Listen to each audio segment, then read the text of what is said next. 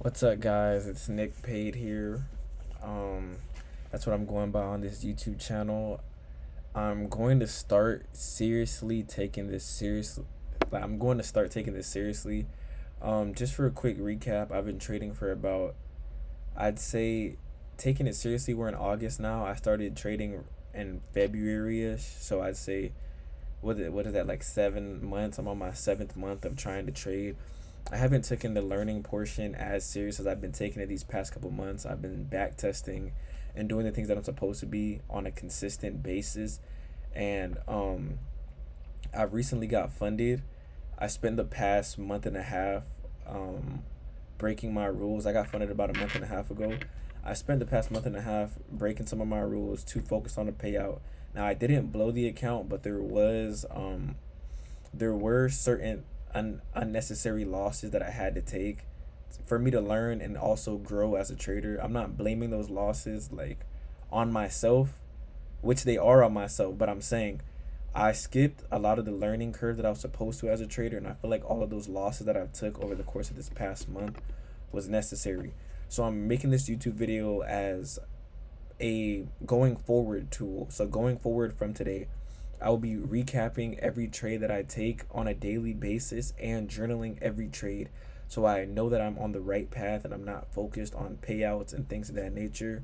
Um, I, I, I know I'm not maybe like the average what the average YouTube trader looks like. I'm probably not what you imagine as a YouTube trader, but I'm not necessarily making this channel to grow and get a lot of clout or do lifestyle content or anything like that.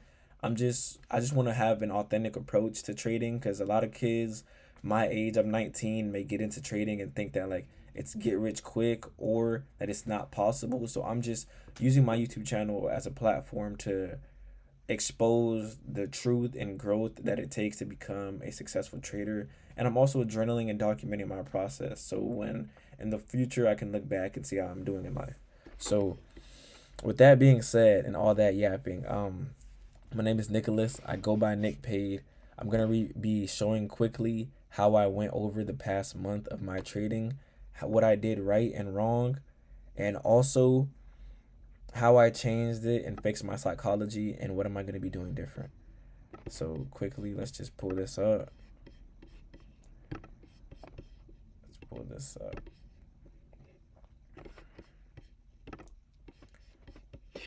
All right, boom. This is the chart from the day, but I'm gonna be showing you guys my performance. So last month was my first month of being funded. These are the first trades that I took on the account. As you can see, break even day, win, loss, loss, break even, win, major loss compared to all of my wins, win, win, major loss compared to all of my wins, win, break even, major loss compared to all of my wins, and then a major win compared to all of my wins and losses. So basically, last month I was so focused on the payout that most of these trades that I'm taking losses on didn't align with my setup at all.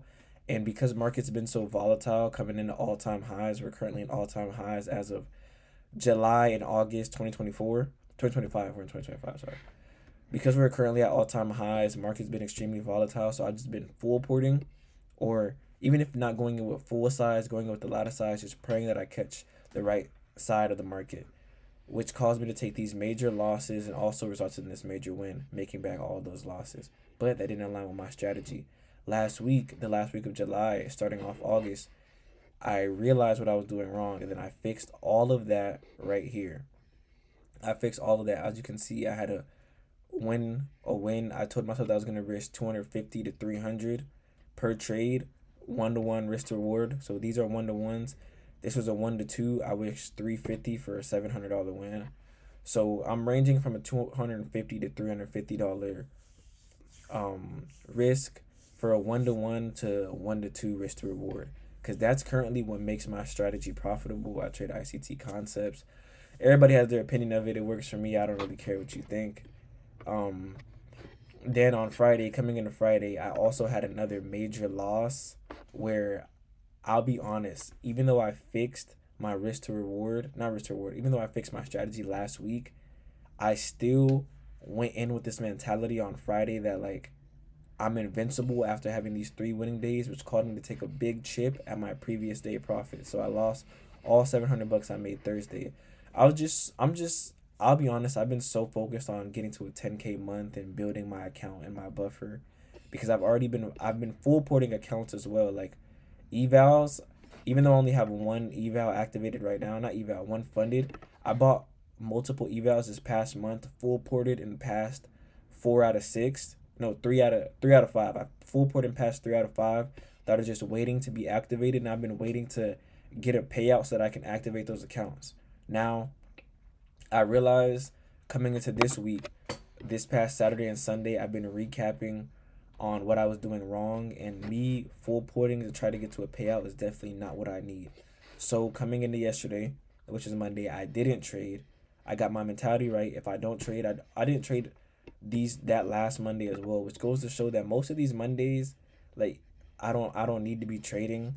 Like last month was the most trades I've ever taken in a month. On top of that, on top of me chasing a payout, I've never traded 5 days consistently. Like even when I was in the eval stage, because it's just my. I'll be honest, my edge doesn't present itself every single day. So me trading 5 days is a very rare occurrence. I don't know why I was doing that, but I fixed it. I made up for my wrongs, and here I am today. So today I fixed all of my psychology issues. I don't know what I've been doing wrong. I've been tripping. I do know what I've been doing wrong. I've been full putting, trying to get to a payout, trying to get to the next level. I don't need to be doing that. I need to be risking consistently 250 to 350 bucks a day, aiming for a 1-to-1 to a 1-to-2 risk to reward. And over the course of the next month, I know that if I do that consistently, I'll get to a payout because my strategy is profitable through my back testing and research and studying and data that I've collected. So coming into coming into today, I want to recap my first winning trade. I guess you could say fixed since I've fixed my mindset. So coming into market open, I already have my daily bias marked out as well. I wrote it out. We're currently back in the premium of the daily range. If we are to be bullish, I would like to see us come to this bearish fair value gap as the draw on liquidity, this bearish fair value gap here. I want to see that be the draw on liquidity on the day. We also have an hourly up close candle resting there. This hourly up close that I wanted to see be the order block. Now, optimal conditions for me are us creating a Judas swing, taking out and tapping back into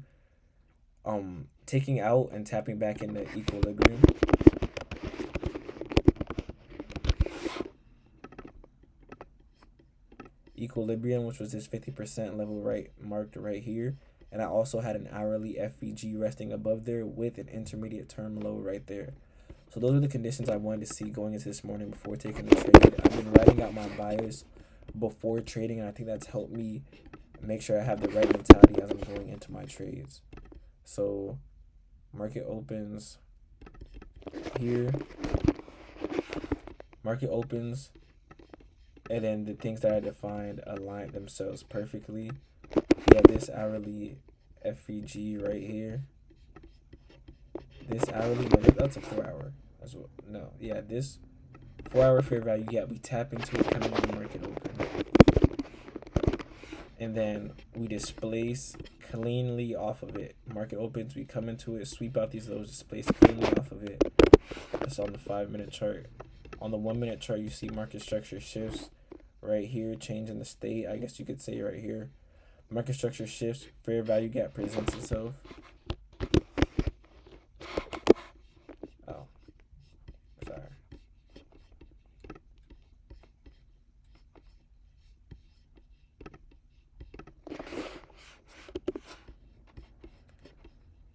Sorry about that.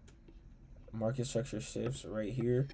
We have a inverse fair value gap here, a bearish one that I wanted to see as inverse before taking any entries. We inverse this gap on this clean displacement candle, also creating a fair value gap. So seeing all of these play out, especially after aligning with my bias, I took a long entry here, targeting these highs, stops here, stops right here for a 1 to 1.8 risk to reward. a 1 to 1.8 risk to reward, but then I really moved it into this fair value gap,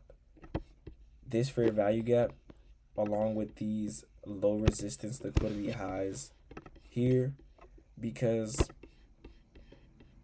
targeting this whole move can lead to some it can I think targeting like a whole move can lead to you cutting away some of your profits. I think a 1 to 1 and a clean 1 to 1 with no drawdown is just as fine. Like, it's a good trade. Now, yes, my bias was all the way to this bearish fair value gap, which didn't end up happening, and I should have at least left it to these highs right here, these London session highs that I thought would get swept.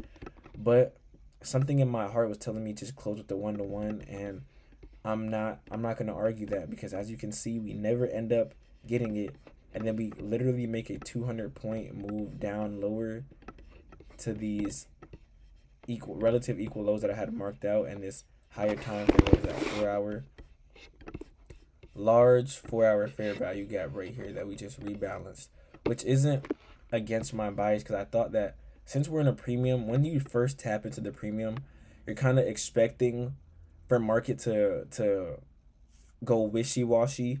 You don't really know, oh, we're tapping into a premium, we're gonna dump down, or oh, we came back into a premium, so we might just continue and just do a complete V-shaped recovery all the way back up here. Like, that's not. I'm just a human at the end of the day, so it's not my job to necessarily guess what all the market is gonna do. It's just my job to catch a piece of the cake, and if I'm wrong, I'm wrong. If I'm right, hooray. So on this instance of the day, me getting a 1 to 1 was right after tapping into this 1 hour FVG and then creating another fair value gap here, a bullish fair value gap, tapping into that clean 1 to 1.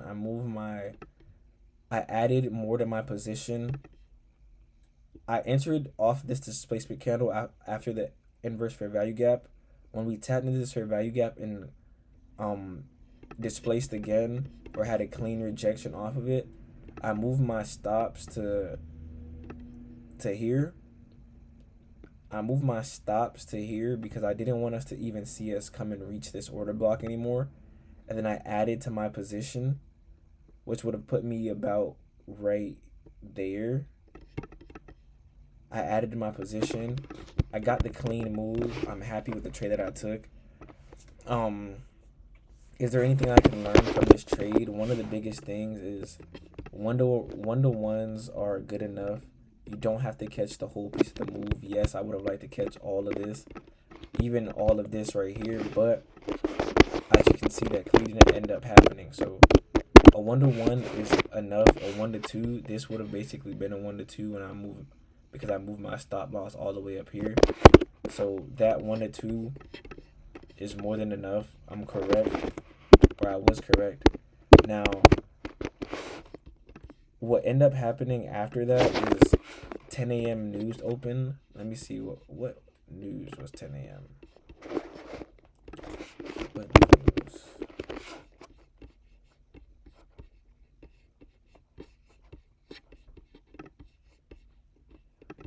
I'm gonna see exactly what.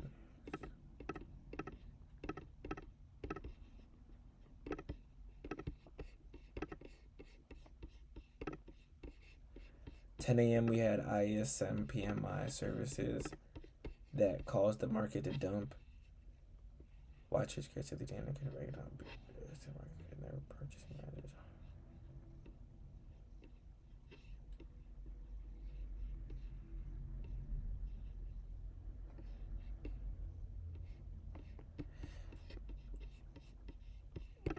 So 10 a.m. opens.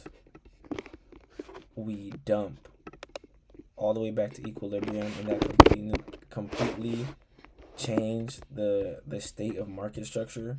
After dumping back to equilibrium, we formed this 5-minute fair value gap. Now, I would not have gotten in this trade, although we did inverse this fair value gap. We did have these lows. We did have these intermediate term lows here and this fair value gap here that I thought could have been the draws. It's just catching a 200 point move, because this is a whole 200 something point move from the point where I entered. Catching that isn't optimal for me as a trader. Trying to catch that isn't optimal. The trade that mostly aligned with my bias, I captured it right here. So when this happened, I wasn't necessarily looking for another entry. I was just watching what market was going to do. One of the big and most important notes that I could take from this is news can shift bias and market structure. I think that's the biggest note that I could take away from this, is because before news opened up, I was almost 100% sure that we were going to be bullish on the day. But after news came in and did that, it just completely changed the market structure. And that's pretty much it for my trade recap. That's pretty much it, honestly.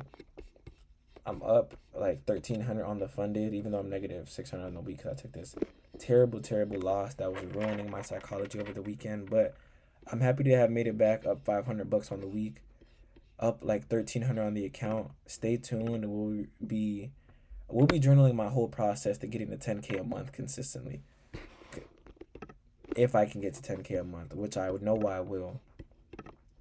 Which I know that I will. So yeah, I got this practice 150K right here. And that's pretty much it. That's pretty much it. I'm gonna be journaling every day, starting a new TikTok, really taking this trading progress seriously. I ask that you guys can support if this is something that you see. If anybody sees this, leave a like and a comment. Tell me what I can work on as a trader. Maybe I'll take it into consideration. Maybe not. I probably don't care what you think, but it's always a good idea. So stay tuned. I'm going to be journaling every day. Even if nobody sees this, future me, you're starting the process today. You're going to become the best trader that you could possibly be from here on out. Let's do this. In the name of Jesus, let's go.